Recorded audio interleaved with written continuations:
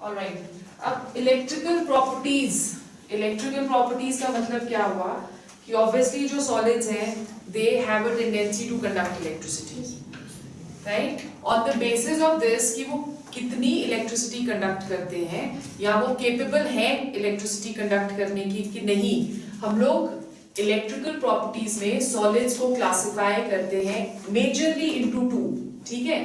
First जो है जिसे हम बुलाते हैं कंडक्टर्स, राइट, कंडक्टर्स वो हुए जो कि इलेक्ट्रिसिटी कंडक्ट कर सकते हैं, और सेकंड जो है जिसे हम बुलाते हैं इंसुलेटर्स। इंसुलेटर्स वो हुए जो इलेक्ट्रिसिटी कंडक्ट नहीं कर सकते, राइट। अब इंसुलेटर्स को हम कंडक्टर्स के बीच में ला सकते हैं, मतलब कि इंसुलेटर्स को हम कन्वर्ट कर सकते हैं इनटू कंडक्टर्स, पर वो कंडक्टर्स जितनी उनकी कंडक्टिविटी नहीं होती, पर फिर भी उसमें कैपेबिलिटी जो है उसको हम इंट्रोड्यूस कर देते हैं ताकि वो इलेक्ट्रिसिटी कंडक्ट कर सके, ठीक है।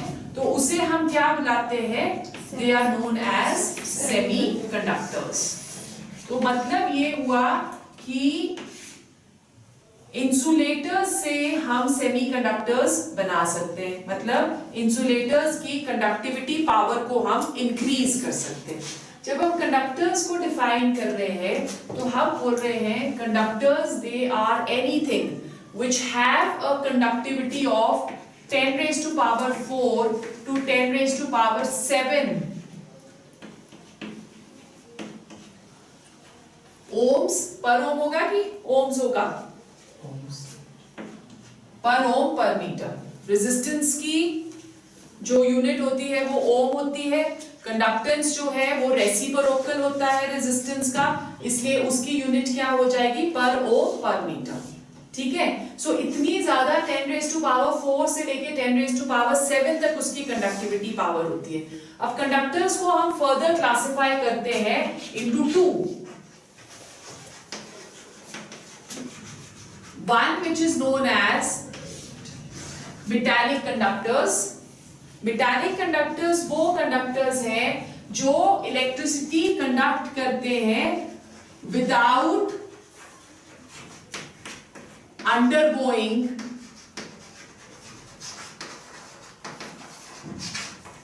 Any chemical change.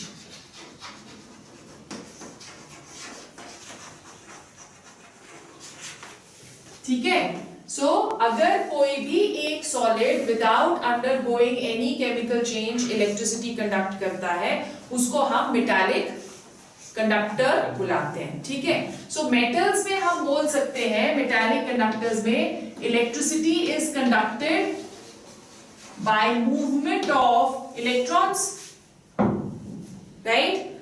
अब मेटल्स भी सॉलिड स्टेट में कर सकते हैं कंडक्ट इलेक्ट्रिसिटी कि नहीं कर सकते? कर सकते हैं, मेटल्स कर सकते हैं, हाँ, बट सॉल्ट्स नहीं कर सकते हैं। तो मेटल्स में जैसे आप कॉपर ले लो तो कॉपर की वायर्स होती हैं, एल्यूमिनियम की वायर्स होती हैं, they can easily conduct electricity, ठीक है। So they conduct electricity by way of electrons. Thirdly जो इनकी कंडक्टिविटी होती है that decreases with increase in temperature. जैसे जैसे टेम्परेचर इंक्रीज होगा मेटल्स की कंडक्टिविटी जो है वो डिक्रीज होती रहती है। Second type of conductors which we have, they are known as electrolytic conductors. अब एक और चीज, क्योंकि मेटालिक कंडक्टर्स इलेक्ट्रॉन्स की मूवमेंट से इलेक्ट्रिसिटी कंडक्ट करते हैं तो इनको हम इलेक्ट्रॉनिक कंडक्टर्स भी बुलाते हैं। They are also known as electronic conductors, ठीक है। इलेक्ट्रोलिटिक कंडक्टर्स जो है वो इलेक्ट्रिसिटी कंडक्ट करेंगे by undergoing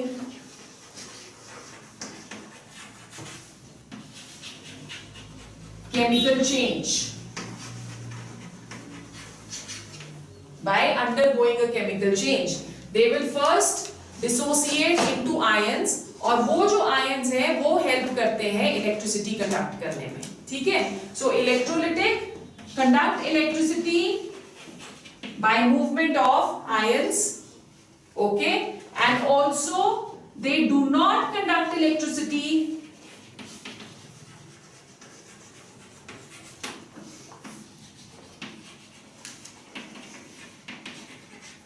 in the solid state.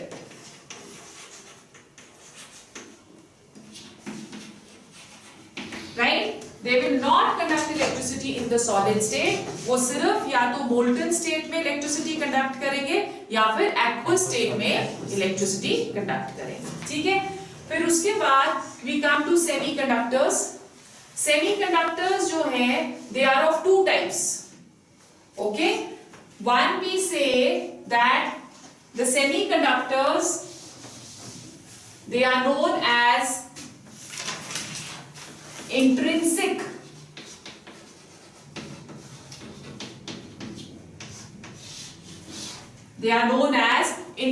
semiconductors. इनका मतलब क्या होता है कि कुछ चेंजेस जो है वो उस आप कह सकते हो इंसुलेटर के अंदर ही हो रही है, बाहर से हम इस पे कोई भी इम्प्योरिटी इंट्रोड्यूस नहीं करते. तो in means certain changes are taking place in the substance itself, as a result of which they start conducting electricity.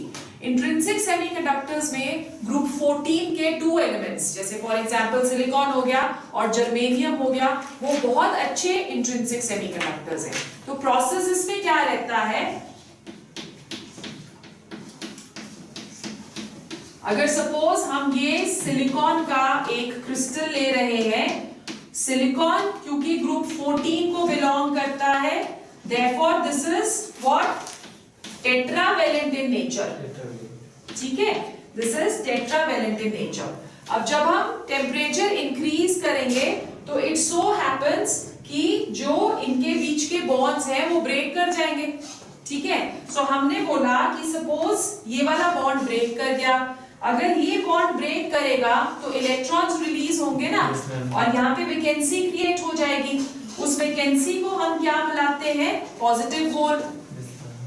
ठीक है, सो इलेक्ट्रॉन्स जो है वो बॉन्ड से बॉन्ड ट्रांसफर होंगे. एक बॉन्ड से यहाँ से जो इलेक्ट्रॉन रिलीज हुआ वो इस बॉन्ड की तरफ को चला गया, ये वाला इलेक्ट्रॉन फिर आगे इस बॉन्ड की तरफ को जा सकता है. तो it will keep on shifting. क्योंकि इलेक्ट्रॉन्स मूव करने लग गए हैं तो क्या होगा, electricity will be conducted. Okay, so आप इसमें नोट क्या डालोगे, नोट्स आपको मिलेंगे after the completion of the chapter. Otherwise आपको अगर आ गया कि व्हाट इज इंट्रिंसिक सेमीकंडक्टर, तो क्या लिखेंगे उसमें कि in intrinsic semiconductors there is no impurity introduced from outside. They conduct electricity due to, you want to write it down? लिखो फिर. In intrinsic semiconductors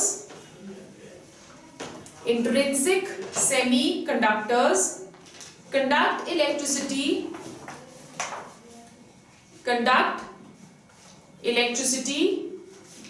by virtue of increase in temperature.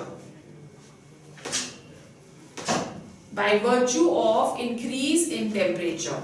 As the temperature increases, the bonds break, thereby releasing electrons,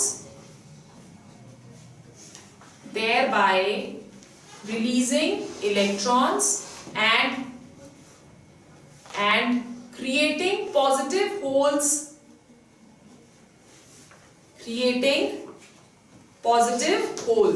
Now the crystal conducts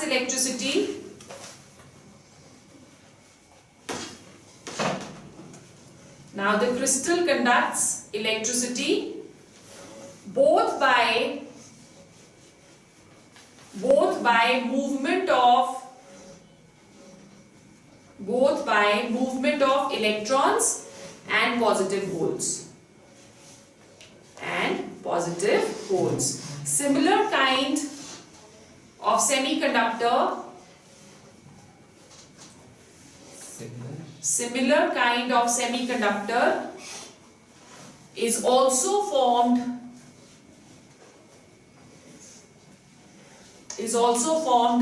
by germanium. ठीक है, second type of semiconductors जो होते हैं यहाँ पे, उनको हम बुलाते हैं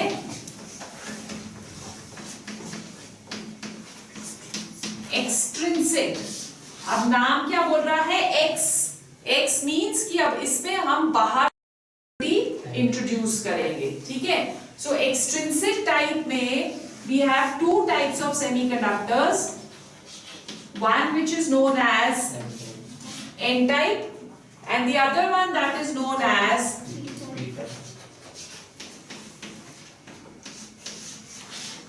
P type, right?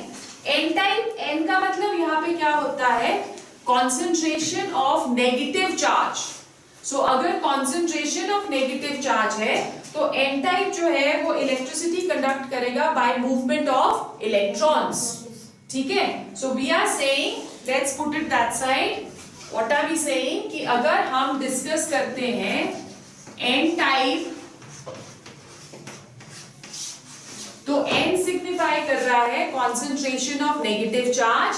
N type they conduct electricity by movement of electrons, right?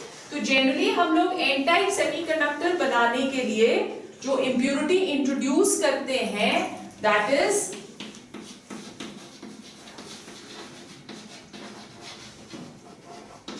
Pentavalent impurity, right? That is pentavalent impurity.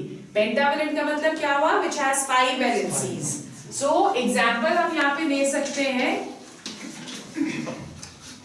हम ग्रुप 14 को, जो ये हम इंप्योरिटी इंट्रोड्यूस करते हैं, उस प्रोसेस को हम डोपिंग बुलाते हैं. ठीक है, सो हम ग्रुप 14 को डोप कर रहे हैं with group 15, right? So group 14 में हम ले लेते हैं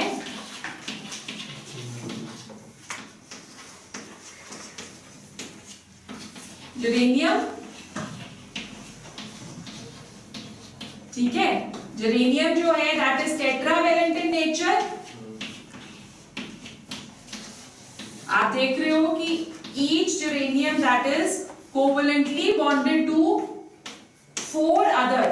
सो इसका मतलब ये क्या हो गया, it is tetravalent. Pentavalent impurity के लिए हम लोग ग्रुप 15 का डालेंगे. ग्रुप 15 इज नाइट्रोजन फैमिली, तो nitrogen, phosphorus, arsenic. So let's introduce arsenic over here. अब arsenic pentavalent है, 5 इलेक्ट्रॉन्स हैं उसके पास. arsenic सपोज इसकी जगह ले लेता है. जो 4 इलेक्ट्रॉन्स है, वो चारों इलेक्ट्रॉन्स ने तो बॉन्ड्स बना दिए, एक इलेक्ट्रॉन फ्री हो जाएगा. सो वो जो इलेक्ट्रॉन यहाँ पे फ्री हुआ है, वो इलेक्ट्रॉन हेल्प करता है इलेक्ट्रिसिटी कंडक्ट करने के लिए. ठीक है, सो ग्रुप 14 को आपको इसमें से क्वेश्चंस आते हैं, what are n type semiconductors.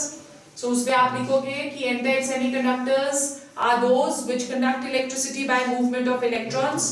ठीक है, सेकंड इसमें क्वेश्चन 1 मार्क का आता है कि कौन सी टाइप ऑफ इंप्योरिटी हम लोग डालते हैं to form n type semiconductors. तो हम कौन सी टाइप डाल रहे हैं, पेंटावेलेंट. ठीक है, फिर थर्ड आ सकता है, गिव एन एग्जांपल कि एन टाइप सेमीकंडक्टर हम बना रहे हैं, तो ग्रुप 14 को हम कौन से ग्रुप से डोप करेंगे, 15 से. ठीक है, तो ऐसे ऐसे क्वेश्चंस हमको इस वाले सेक्शन से आ सकते हैं. The second type of semiconductor we have is p type semiconductor.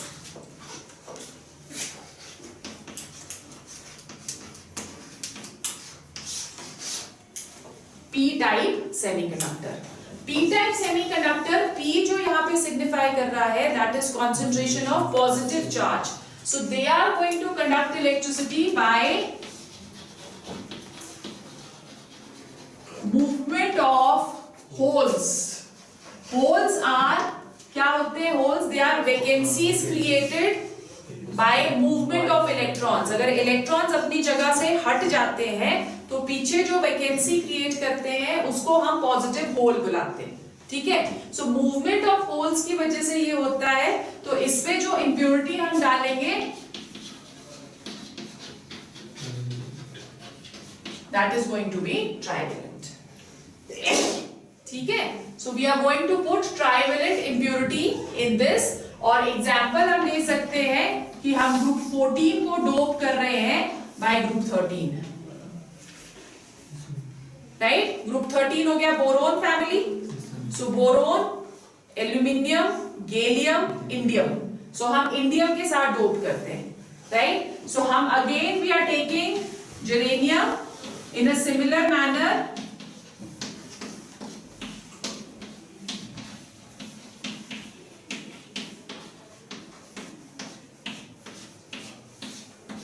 ठीक है। अब यहां पे जब इंडियम इधर आ गया सपोज, तो उसने 3 बॉन्ड्स बना दिए, राइट। 3 बॉन्ड्स बना के उसके बाद क्या होगा कि इंडियम के पास एक वैकेंसी क्रिएट हो गई है यहाँ पे due to movement of this electron from here. तो वो जो यहाँ पे वैकेंसी क्रिएट होती है उसको हम क्या बुलाएंगे, that will be known as a positive hole. और आपको ये याद रखना है कि करंट फ्लो करता है in an opposite direction to the movement of electrons and to the same direction as the movement of positive holes. समझ आ गया? ये वाला जो आपका टॉपिक है ये एग्जामिनेशन पॉइंट ऑफ व्यू से बहुत इंपॉर्टेंट है। आपको जनरली आता है कि इंट्रिंसिक और एक्सट्रिंसिक सेमीकंडक्टर्स कौन से हैं, या आपको 3 मार्क्स का सीधा क्वेश्चन आ सकता है कि what are semiconductors, what are its types. So अगर 3 मार्क्स का आता है तो आपने पहले सेमीकंडक्टर्स को डिफाइन करना है कि क्या होते हैं, फिर उसके बाद बताना है कि वो इंट्रिंसिक और एक्सट्रिंसिक है, ठीक है। फिर ये डायग्राम ड्रॉ करना पड़ेगा, फिर एक्सट्रिंसिक में एन टाइप और पी टाइप को अलग अलग एक्सप्लेन करना पड़ेगा, तब आपको उसमें 3 मार्क्स कंप्लीट मिलेंगे। Have you understood? So these are the electrical properties.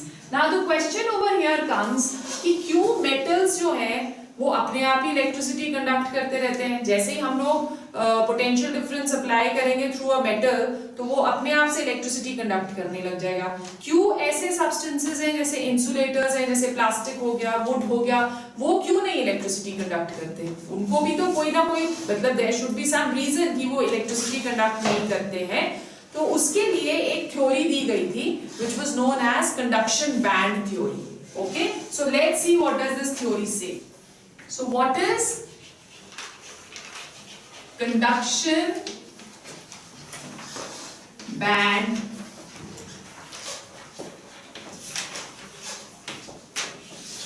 theory? आपने +1 में ये करा है कि कोई भी अगर एटम होता है तो उसके पास वैलेंस शेल होते हैं। वैलेंस शेल कौन से हुए? Outermost shell in which the electrons are present, ठीक है। वैलेंस इलेक्ट्रॉन्स भी होंगे। अब एक अगर हम कोई भी मेटल लें, जैसे फॉर एग्जांपल हम ले लेते हैं लिथियम। अगर हमने लिथियम मेटल लिया है तो लिथियम मेटल के पास एक एटम तो नहीं हो सकता ना, उसके पास मिलियंस ऑफ एटम्स हैं। तो अगर मिलियंस ऑफ एटम्स होंगे तो मिलियंस ऑफ वैलेंस शेल्स भी होंगे, राइट। तो वो जो मिलियंस ऑफ वैलेंस शेल्स हैं वो बैंड्स बना देते हैं, राइट। बैंड्स क्या हुए? रीजन्स। तो उसने बैंड्स बना लिए। अब होगा क्या कि जो वैलेंस शेल वाला इलेक्ट्रॉन है वो बहुत नॉटी है, बहुत फितरती है। जैसे ही उसको थोड़ी सी भी एनर्जी मिलेगी वो जंप करेगा, ठीक है। तो वो अपने आप को डिसलोकेट करता है। तो जैसे ही लिथियम में थोड़ी सी भी एनर्जी हमने दी, टेम्परेचर थोड़ा सा भी इंक्रीज किया, पोटेंशियल डिफरेंस थोड़ा सा भी अगर हम अप्लाई करते हैं, तो वो जो इलेक्ट्रॉन है वो वैलेंस शेल से कंडक्शन शेल की तरफ या कंडक्शन बैंड की तरफ ट्रांसफर हो जाता है। कंडक्शन बैंड की तरफ जो भी इलेक्ट्रॉन्स ट्रांसफर होंगे वो इलेक्ट्रिसिटी कंडक्ट करेंगे, ठीक है। तो उसी के बेसिस पे ये कंडक्शन बैंड थ्योरी दी गई कि अगर वैलेंस बैंड और कंडक्शन बैंड के बीच में एनर्जी गैप कम है, राइट, तो इलेक्ट्रॉन्स इजीली वैलेंस से कंडक्शन बैंड की तरफ को जंप कर सकते हैं और वो इलेक्ट्रिसिटी कंडक्ट कर सकते हैं। तो इट वाज सीन कि if this is the energy, it was seen that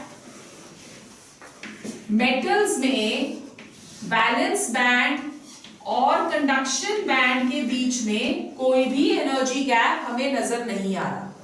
अगर हम ये मेटल्स का ड्रॉ कर रहे हैं तो there is no energy gap. Electrons automatically valence shell से कंडक्शन बैंड में इजीली मूव करेंगे and they will start conducting electricity.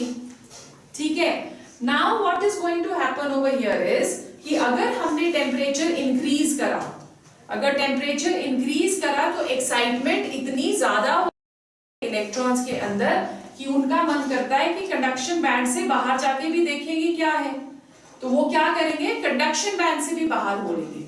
Therefore temperature increase होगा तो कंडक्टिविटी को क्या होगा, that is going to decrease. So metallic conductors के लिए as there is no energy gap between the valence and the conduction band, electrons can easily jump and on increase in temperature they may also leave the conduction band, thereby conductivity decreasing on increase in temperature। ठीक है, फिर हम अगर semiconductors में आ जाए तो semiconductors में there is an energy gap between the valence band and the conduction band। ठीक है, एक एनर्जी गैप आ गया। अब ऑब्वियसली क्या होगा कि हमको वैलेंस बैंड वाले इलेक्ट्रॉन्स को पुश करना पड़ेगा कि भैया चले जाओ आगे। जैसे हम स्टूडेंट्स जो वीक होते हैं उनको हम बार बार धक्का मारते हैं ना कि पढ़ लो पढ़ लो पढ़ लो, तब कहीं जाके उनके मार्क्स थोड़े बहुत पहुंच जाते हैं वहां तक पास होने लायक। ठीक है, सो यहाँ से ही हमको वैलेंस बैंड में से इलेक्ट्रॉन्स को पुश करना पड़ता है, उनको एनर्जी देनी पड़ती है। इसीलिए सेमीकंडक्टर्स की जो कंडक्टिविटी है वो इंक्रीज करती है with increase in temperature. Temperature increase करेंगे, इन इलेक्ट्रॉन्स के पास एनर्जी ज्यादा होगी, only then they can jump. इधर ये वाला जो आपको पोर्शन बीच में नजर आ रहा है इसमें कोई भी इलेक्ट्रॉन नहीं रह सकता because this is the forbidden zone, right. ये जो एनर्जी गैप है इसको हम बुलाते हैं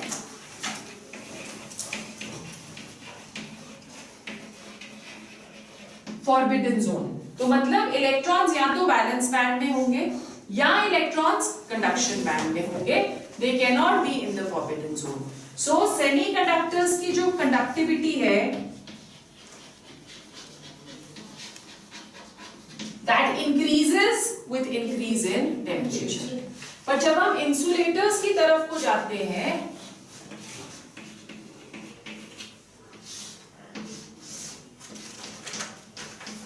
इंसुलेटर्स में जब हम जाएंगे तो फॉरबिडन जोन आप देख रहे हो कि बहुत ही बड़ा है, the energy gap is very large. So क्योंकि यहाँ पे एनर्जी गैप बहुत लार्ज है तो इनको हम जितना मर्जी पुश कर लें, जितना मर्जी एनर्जी दे दे, ये कंडक्शन बैंड तक जंप नहीं कर सकते। So therefore insulators do not conduct electricity even at higher temperatures. Have you understood? So these are the electrical properties. Let's go to magnetic properties.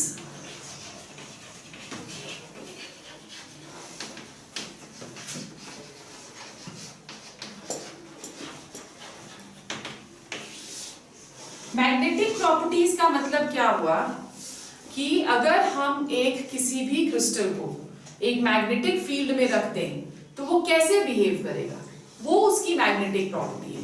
Okay, so मोटा मोटा हम crystals को classify करते हैं into 3 types. First which is known as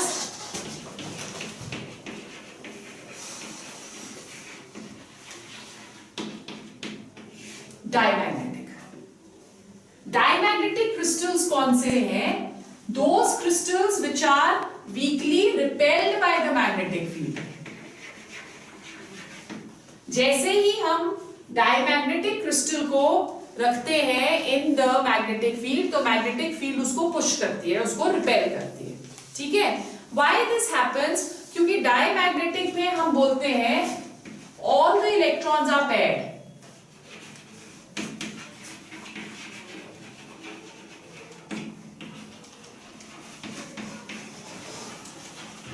अगर आपको 11th का याद है तो पॉलीज एक्सक्लूजन प्रिंसिपल बोलता है कि एक ऑर्बिटल में मोर देन 2 इलेक्ट्रॉन्स नहीं होते और वो दोनों भी जो होंगे वो ऑपोजिट स्पिन्स वाले होंगे। ठीक है, तो अगर ऑपोजिट स्पिन्स वाले हैं तो जो एक का इफेक्ट होगा वो दूसरा कैंसिल आउट कर देगा, क्योंकि एक क्लॉकवाइज रोटेट कर रहा है और दूसरा एंटी क्लॉकवाइज रोटेट कर रहा है, ठीक है। सो उसकी वजह से क्योंकि सारे इलेक्ट्रॉन्स इसमें पेयर्ड होते हैं तो नेट आप बोल सकते हो मैग्नेटिक मोमेंट, जो हम मैग्नेटिक प्रॉपर्टी है उसको हम लोग मैग्नेटिक मोमेंट के थ्रू मेजर कर सकते हैं। तो मैग्नेटिक मोमेंट ऐसे क्रिस्टल्स का जीरो हो जाता है। तो अगर वो जीरो हो जाएगा तो they will be repelled by the magnetic field. आप एक ट्रिक याद रख सकते हो इसमें कि जितने भी क्रिस्टल्स जिनके पास इवन नंबर ऑफ इलेक्ट्रॉन्स होते हैं वो मोस्टली डायमैग्नेटिक होते हैं। जैसे फॉर एग्जांपल अगर हम लोग ले लें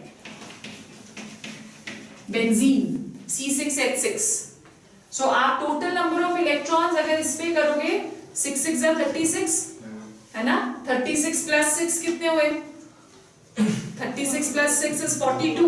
So 42 is even number. Therefore, this is going to behave as diamagnetic. ठीक है? In a similar manner, let's take another one. Sodium chloride. Sodium के पास कितने इलेक्ट्रॉन्स होते हैं? 11 और इसके पास 17. So total number of electrons 28. So this is also going to be diamagnetic. Have you understood? Second जो है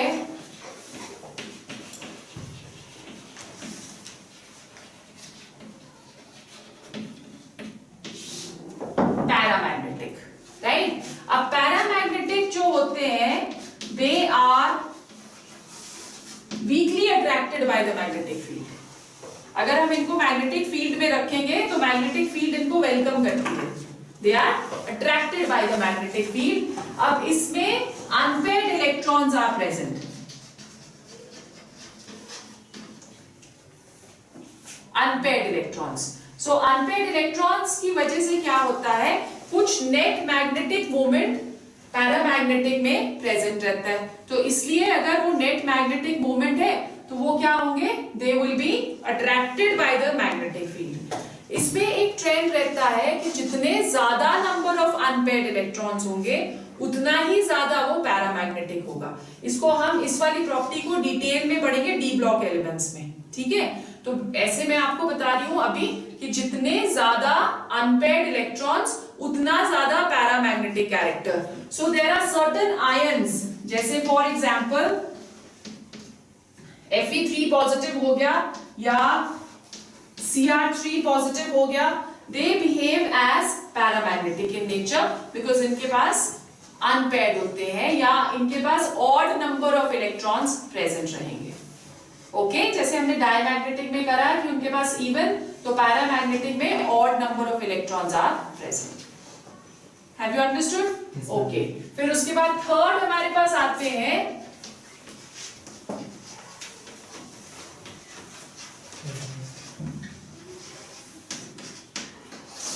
ferromagnetic. Ferromagnetic are permanent magnets. इनको magnetic field बस एक बारी दे दी, फिर उसके बाद अगर हम मैग्नेटिक फील्ड रिमूव भी कर लेंगे तब भी ये मैग्नेट्स की तरह ही बिहेव करेंगे। जैसे एक जो सबसे कॉमन एग्जांपल है हमारे पास iron, right? So iron that is going to behave as ferromagnetic. तो ये तो हमने क्रिस्टल्स के बेसिस पे क्लासिफाई कर दिया। अब अगेन हम बोलते हैं कि अगर हम कोई भी सब्सटेंस लेते हैं, कोई भी सॉलिड लेते हैं, उसके पास एक एटम प्रेजेंट नहीं, उसके पास बहुत सारे एटम्स, हर एक एटम के पास इलेक्ट्रॉन्स, हर एक इलेक्ट्रॉन्स की अरेंजमेंट अलग अलग, ठीक है, कोई सीधे हैं कोई उल्टे हैं, तो अलग अलग अगर अरेंजमेंट होगी तो हम क्या करते हैं कि एटम्स का एक रीजन बना देते हैं। ओके, और उस रीजन को हम क्या बुलाएंगे, जैसे हमने सपोज हमारे पास 100 एटम्स हैं, तो 100 एटम्स में हमने 10-10 एटम जो है उसका एक रीजन बना दिया, तो हमारे पास कितने रीजन्स हो जाएंगे? 10। इन रीजन्स को हम क्या बुलाते हैं? They are known as domains. Okay, अब ये जो 10 एटम्स हैं इसमें अरेंजमेंट कैसी है और नेक्स्ट 10 में अरेंजमेंट कैसी है, उसके बेसिस पे भी हम क्रिस्टल्स को फर्दर क्लासिफाई करते हैं। Okay, so on the basis of domains,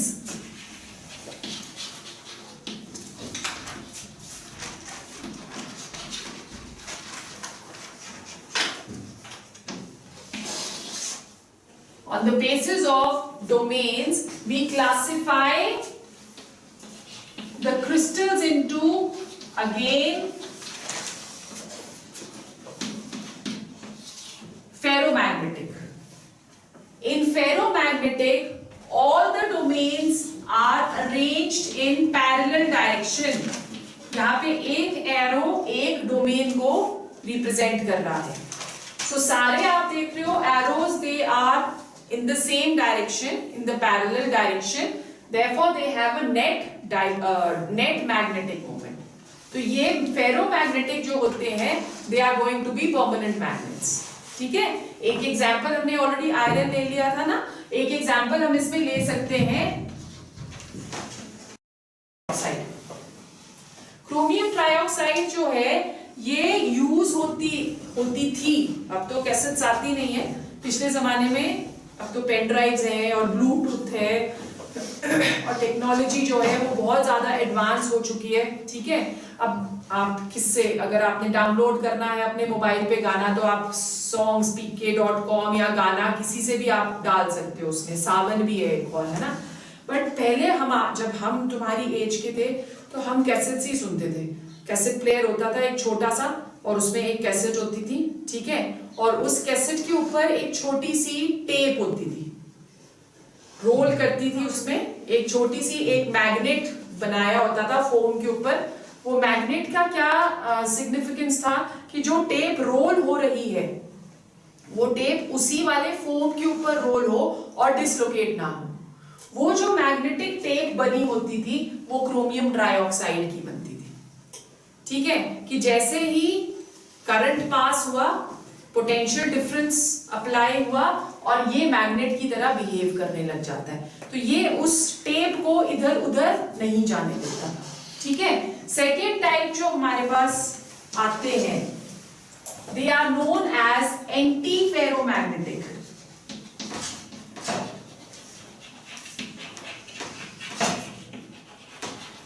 anti ferromagnetic are non magnets. चाहे मैग्नेटिक फील्ड है चाहे मैग्नेटिक फील्ड नहीं है, ये मैग्नेट्स की तरह बिहेव भी नहीं करते. क्यों? क्योंकि यहाँ पे जो डोमेन्स हैं they are arranged in parallel and anti-parallel directions, parallel and anti-parallel directions in equal numbers.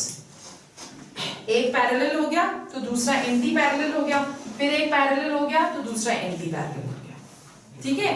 They are present in antiparallel. तो इसका इफेक्ट ये कैंसिल कर देगा और इसका इफेक्ट ये कैंसिल कर देगा. तो मैग्नेटिक मोमेंट क्या हो गया? Zero. So they are non-magnets. Example हम ले सकते हैं manganese dioxide. Then the third type that is known as ferrimagnetic.